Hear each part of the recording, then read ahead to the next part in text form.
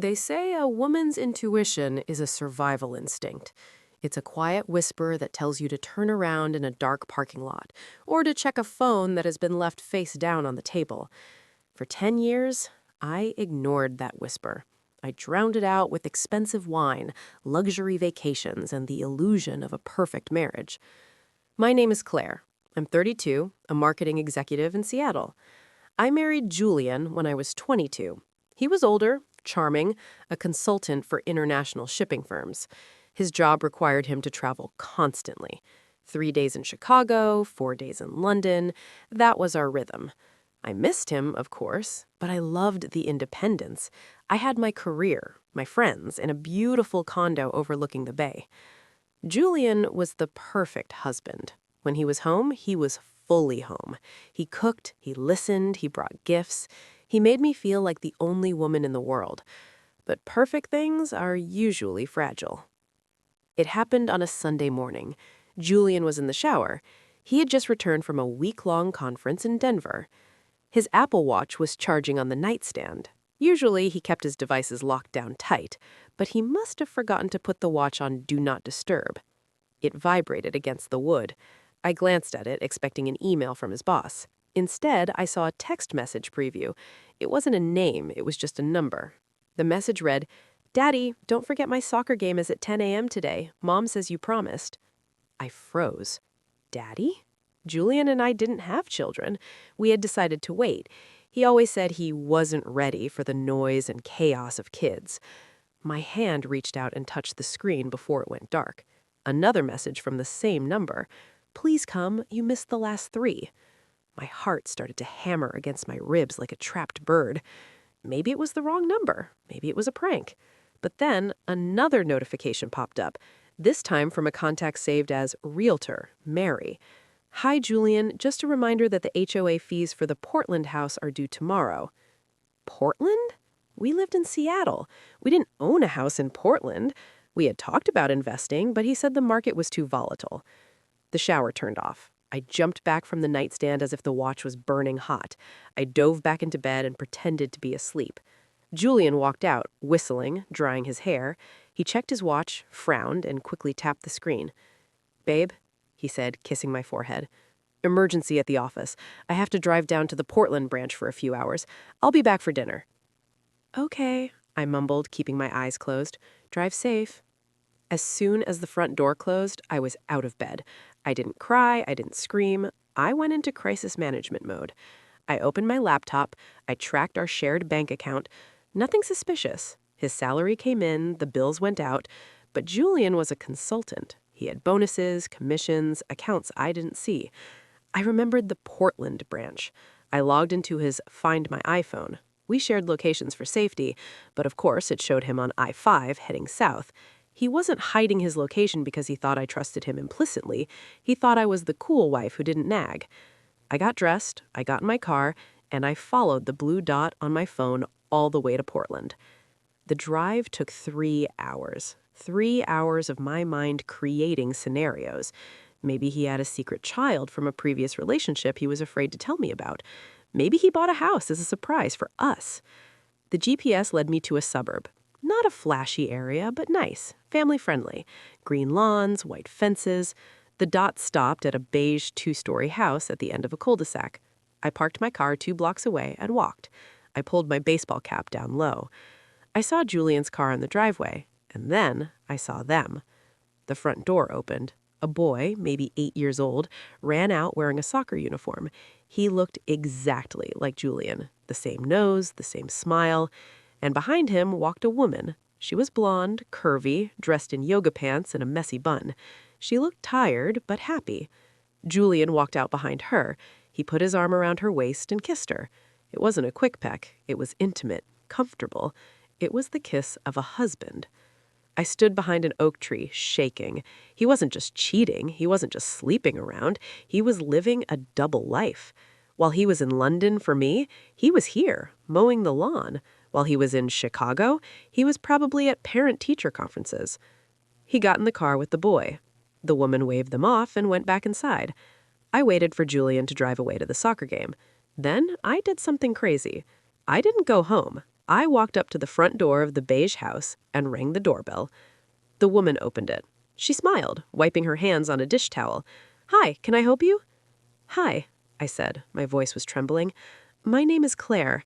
I think we have the same husband." Her smile didn't fade immediately. It froze. She looked at me confused. "I'm sorry, you must have the wrong house. My husband's name is Mark." "Mark?" I asked. I pulled out my phone and opened my photo gallery.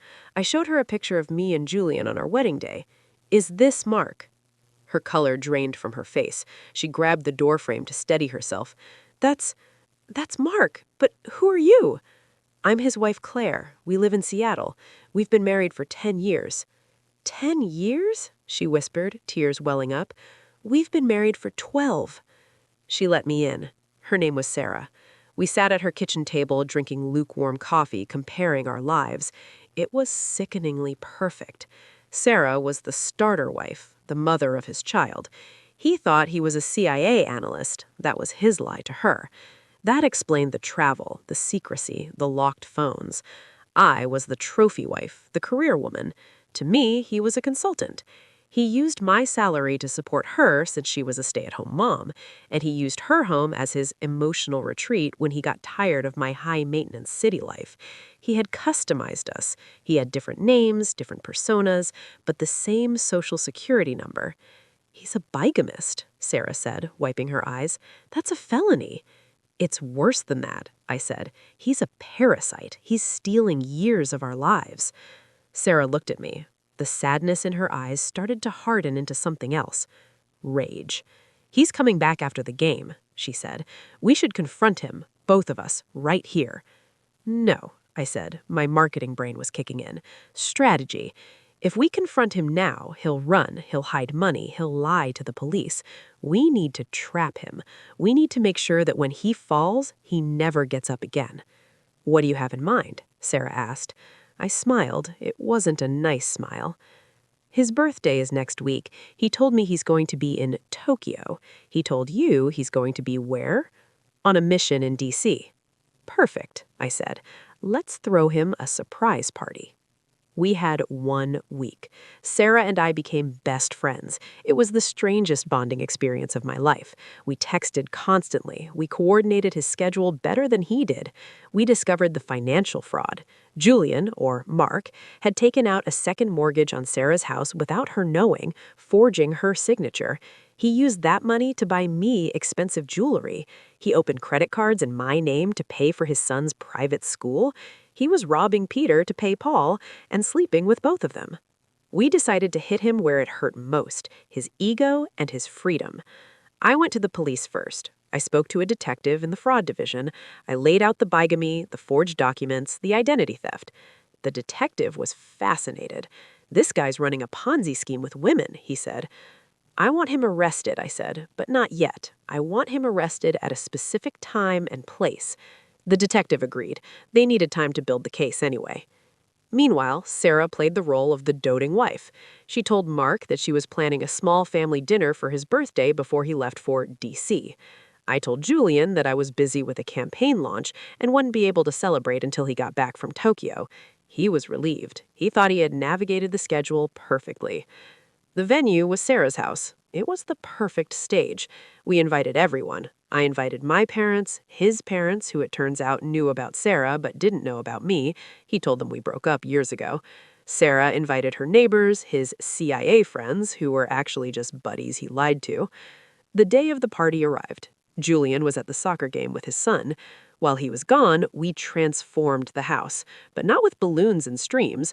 We set up a projector in the living room. We prepared a slideshow, but instead of family photos, we curated a timeline. 2014, married Sarah. 2016, married Claire. 2018, son born, Julian absent, in Tokyo. 2019, Claire's promotion, Julian absent, on a mission. We put side-by-side photos of him at Christmas, lunch with Sarah, dinner with me, same tie, different shirt. We moved all his clothes from my condo in Seattle to Sarah's front lawn, a giant pile of Italian suits and designer shoes. At 5 p.m., his car pulled into the driveway. The house was dark.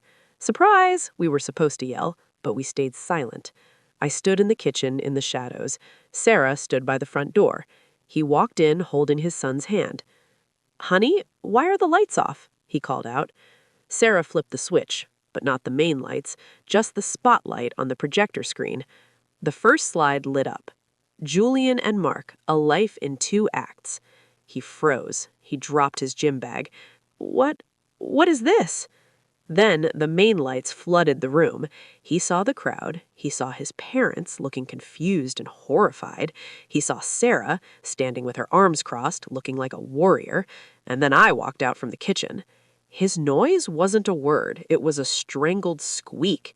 His eyes darted between Sarah and me. His brain was trying to calculate an escape route, a lie, anything. "Claire, what are you doing here? I can explain. She's my cousin. She's mentally ill." Stop, I said. My voice was calm. "We talked, Julian, or is it Mark? We compared notes. We compared bank statements." Sarah stepped forward. "You aren't in the CIA, Mark. You're a shipping consultant, and you aren't a hero. You're a criminal." His son looked up at him. "Dad, who is that lady?" That was the only moment I felt a pang of guilt. The kid didn't deserve this. Sarah quickly motioned for her sister to take the boy upstairs. "You can't do this," Julian hissed, his face turning red. "You're ruining my life. I took care of both of you. I gave you everything." "You gave us lies," I yelled. "You stole my credit. You mortgaged her house. You made us unknowing accomplices in your twisted game." He turned to run. He actually tried to bolt for the back door. But the patio door opened and the detective walked in, followed by 2 uniformed officers. "Julian Reynolds, also known as Mark Reynolds," the detective said, holding up handcuffs, "I have the right to remain silent. I suggest you use it because your wives have already said plenty." He was arrested in front of his parents, his wives, and his neighbors. He was charged with bigamy, fraud, forgery, and grand larceny. The divorce proceedings were complicated, but Sarah and I presented a united front.